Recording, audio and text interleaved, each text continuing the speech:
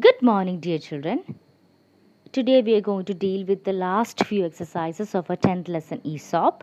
And here we are going to deal with the section word power, the section listening and speaking, then we have dictionary, and then we have writing.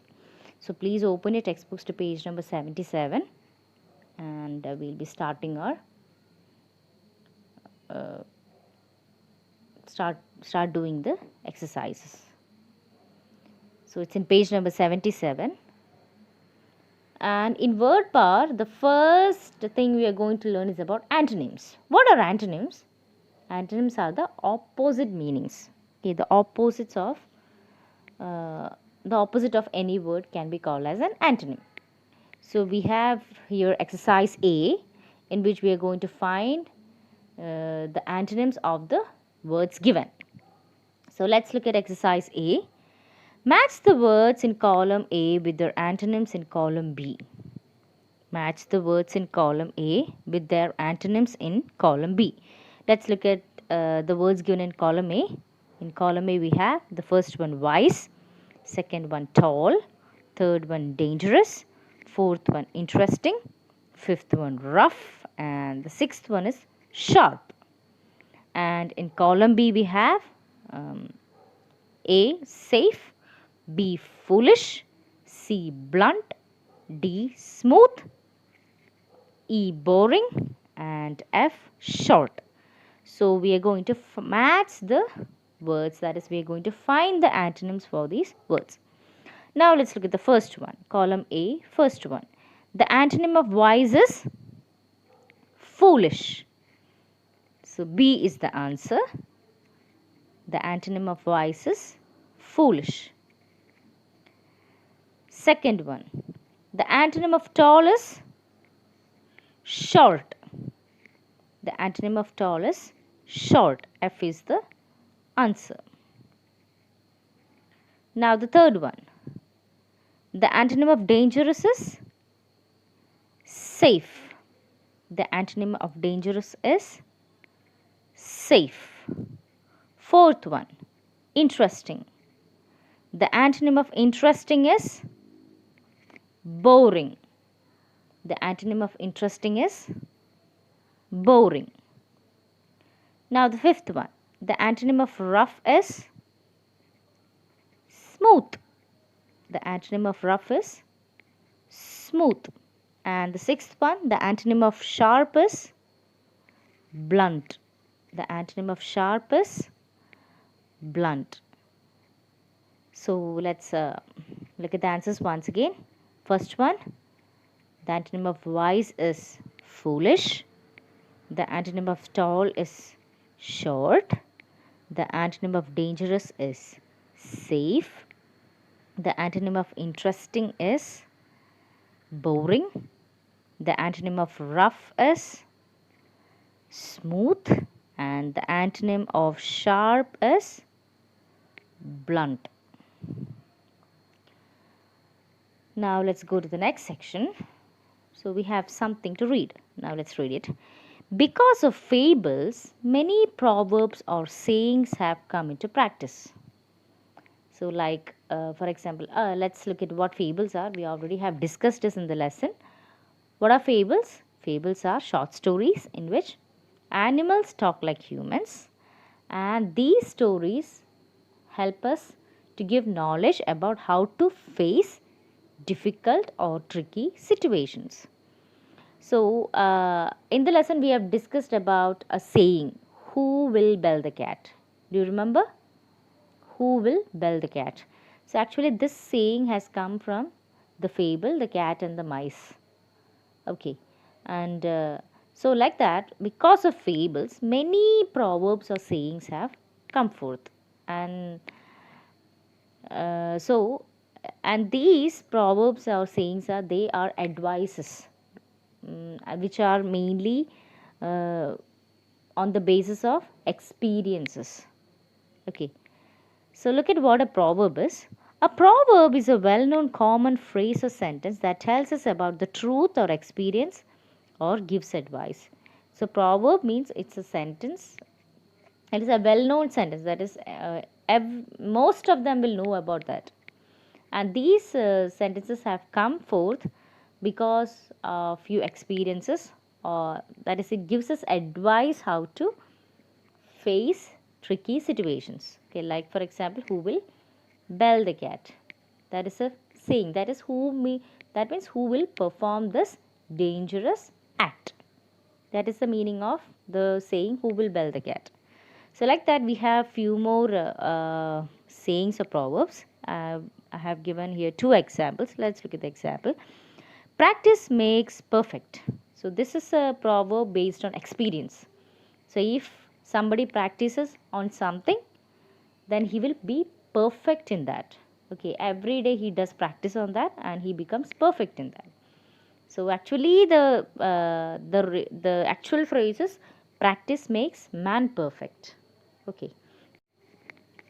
Better late than never. That means that this is the right time to do something which is very important, and not to make it late. So that is the meaning of this phrase. So we have an exercise in, it's also match the following, that is, we have the proverbs and the meanings of those proverbs. So now let's look at it. Exercise B. Match the sayings in column A with the meanings in column B. So we have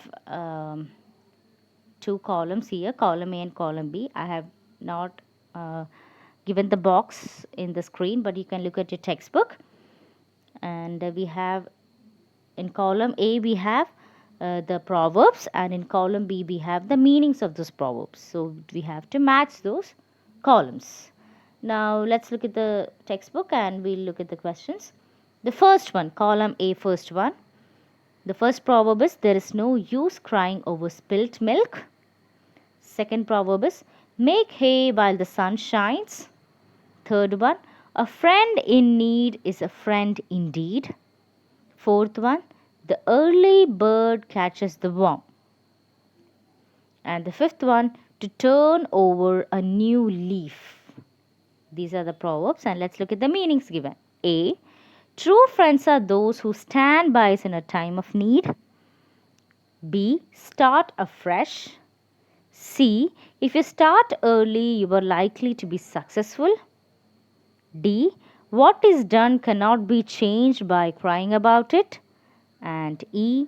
Make the best use of your time and situation. So these are the meanings. Now let's match the proverbs with its meanings. The first one, there is no use crying over spilt milk. The meaning of this proverb is, what is done cannot be changed by crying about it. What is done cannot be changed by crying about it is the meaning of this proverb. So for the first one, D is the answer. Second one, make hay while the sun shines. Make hay while the sun shines. And the meaning of this proverb is, make the best use of your time and situation. Make the best use of your time and situation. That is the meaning of the proverb, make hay while the sun shines. So for the second one, E is the answer. Now let's go to the third one. A friend in need is a friend indeed. A friend in need is a friend indeed. The meaning of this proverb is, true friends are those who stand by us in our time of need. True friends are those who stand by us in our time of need.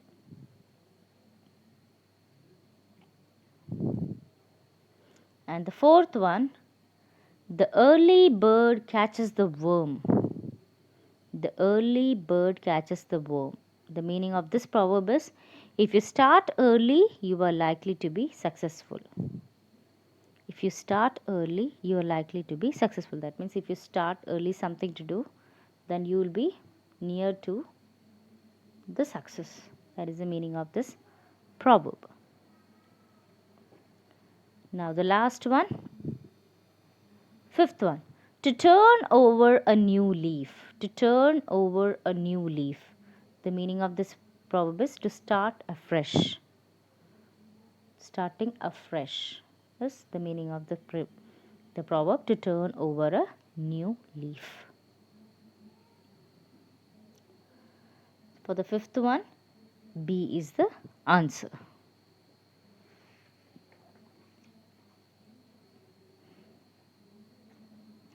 Now turn to page number 78. We have a question here at the top of the page. Use any two of the sayings in sentences of your own to bring out their meanings. So you can seek the help of your parents. You can ask them if they know any proverbs or sayings, and you have to find the meaning of those. Any two of them is enough. I hope you'll do it. Now let's go to the next section, dictionary. Choose the correct words to answer the questions. Use a dictionary if necessary. So we have like 5 questions, and we have 2 words. So we have to find the correct word for that. Look at the first one, part of a horse's bridle. Part of a horse's bridle, and the 2 options are rein, but the spellings are different. So REIN is the answer. Rein is the part of a horse's bridle. Rein is a part of a horse's bridle. Now the next one, a kind of tree. A kind of tree, and the answer is BEECH, beech. BEECH, beech is the answer. You can either circle it or tick it. You can do anything. BEECH is the answer. Third one, a fox's home. A fox's home, and the answer is lair. LAIR, lair is a fox's home. You can call a fox's home as lair. LAIR, lair. Fourth one, a couple. A couple is pair. PAIR, pair. A couple is a pair. And the fifth one, a coin. CENT, cent. A coin. CENT, cent.